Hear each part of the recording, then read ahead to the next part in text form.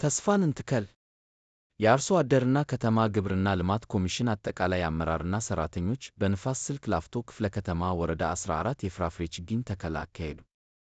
ዋና ኮሚሽነር አቶ ባዩ ሽጉጤ ዛሬ እየተከልን ያለው የፍራፍሬ ችግኝ ከአረንጓዴ ልማትነቱ ባሻገር የምግብ ዋስትናን ለማረጋገጥ እየሰራን ያለው የመደበኛ ሥራችን አካል ነው ብለዋል።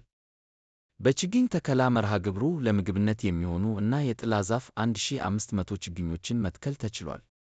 በመርሃ ግብሩ ላይ የተገኙት የንፋስ ስልክ ላፍቶ ክፍለ ከተማ ወረዳ 14 ዋና ሥራ አስፈጻሚ አቶ ዘሪሁን አስፋው የኮሚሽኑ አመራርና ሠራተኞች የአረንጓዴ አሻራቸውን ለማኖር በወረዳው በመገኘታቸው አመስግነው ወረዳው የተተከሉትን ችግኞች በመንከባከብ ጥቅም ላይ እንዲውሉ እንደሚያደርግ ተናግረዋል።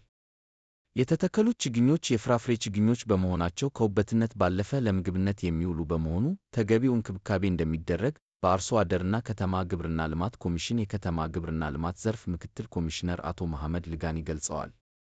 በችግኝ ተከላ ሂደቱ ላይ ተሳታፊ የነበሩት የኮሚሽኑ አመራርና ሠራተኞችም በዛሬው ዕለት የተካሄደው ተከላ በአይነቱ የተለየና በቀጣይ ለመንከባከብም ምቹ በመሆኑ በአግባቡ እንከባከባለን ብለዋል።